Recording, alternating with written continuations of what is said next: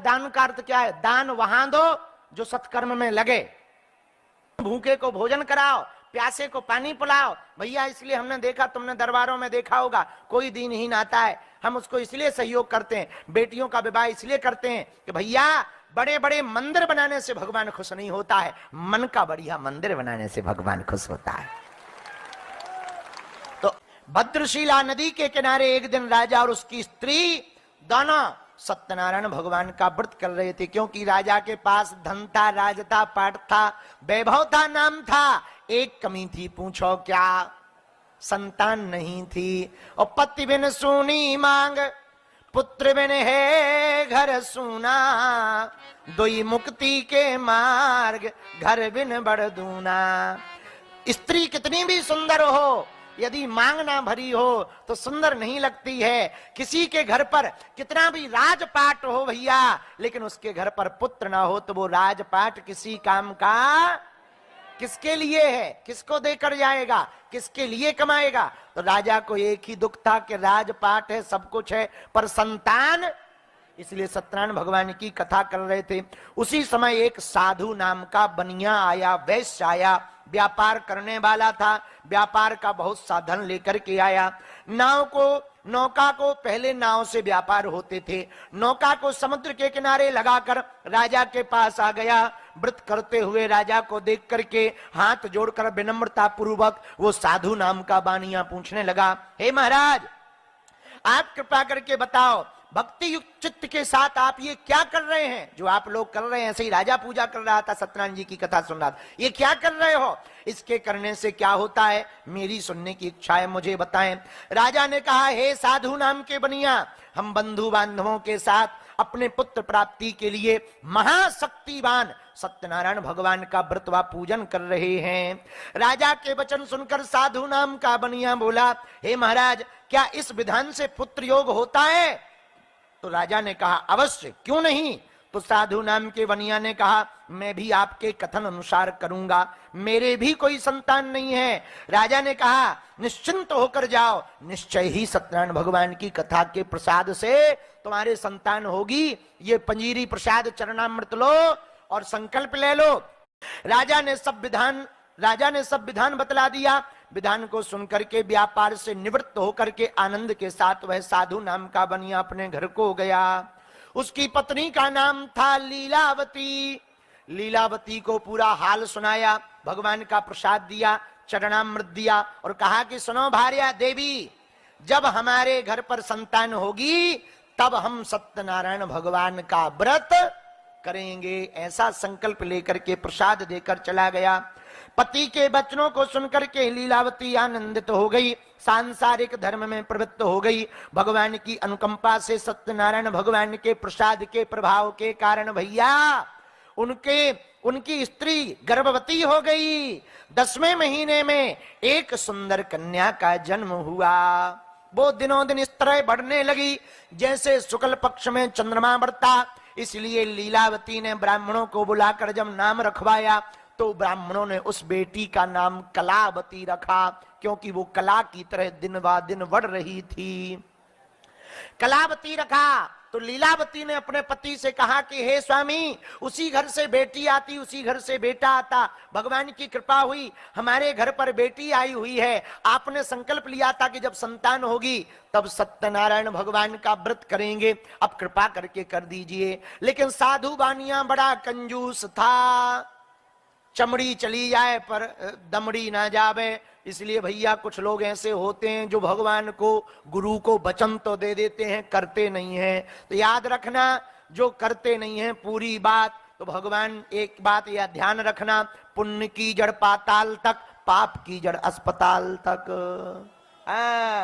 धर्म करोगे, पुण्य करोगे तो पाताल तक जाएगी जड़, पर भैया पाप करोगे तो अस्पताल तक जाएगी। आंखें फूटी जगत की, कहा कहो जगदीश, रमजनिया को 300 रामदास को 30।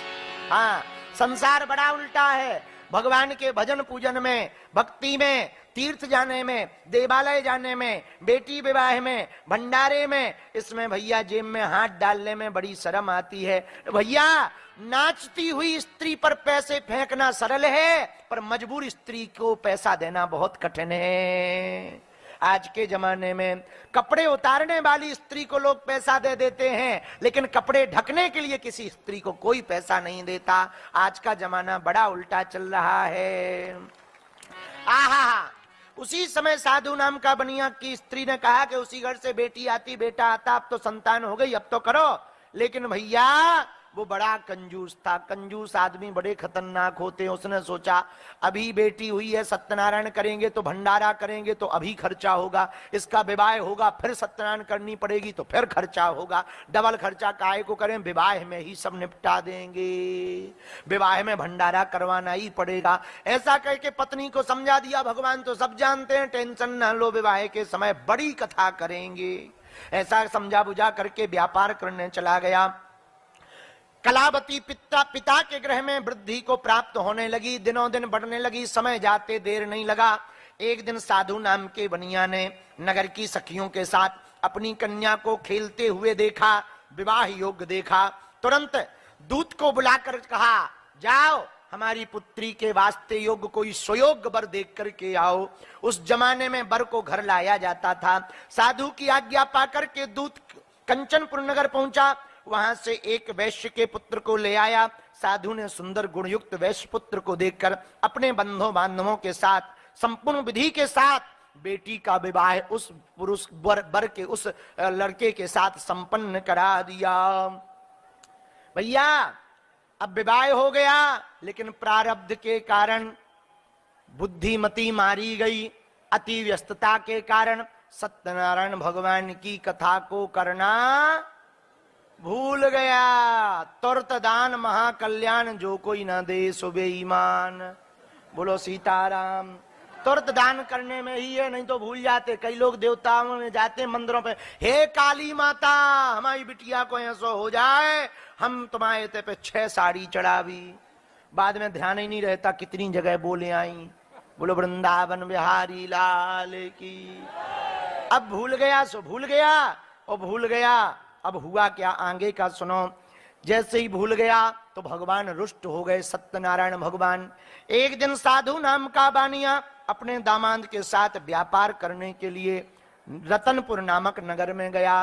राजा चंद्रकेतु के नगर में व्यापार करने के लिए दोनों गए, ससुर दामाद नाव पे धन लेकर गए। पर भगवान तो नाराज थे, तो भगवान ने लीला कर दी। ये जो कष्ट पाते हैं कहीं ना कहीं कोई ना कोई कर्म के कारण ही पाते। काहू न को सुख दुख कर दाता, निज कृत कर्म सुपाय विधाता। कोई किसी को सुख दुख देने वाला नहीं है, सब अपने अपने कर्मों के कारण ही सुख भोगते, अपने कर्मों के कारण ही दुख भोगते हैं। यही हुआ। साधु नाम का बनिया दमाद के साथ राजा चंद्रकेतु के नगर में व्यापार करने पहुंचा। भगवान तो नाराज थे ही। भगवान ने राजा के घर पे 2 चोर भेज दिए।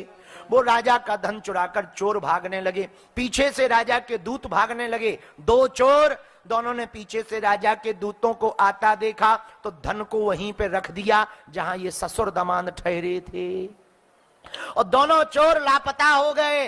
राजा के दूत भागे भागे आए, इनके पास धन रखा देखा, इन्हीं को चोर समझ लिया। चोर भी 2 थे, ये भी 2 हैं। इनको बांध कर ले जाने लगे। दोनों रोने लगे, हमने चोरी नहीं की। बोले ये तो सफाई कोर्ट में देना, चलो।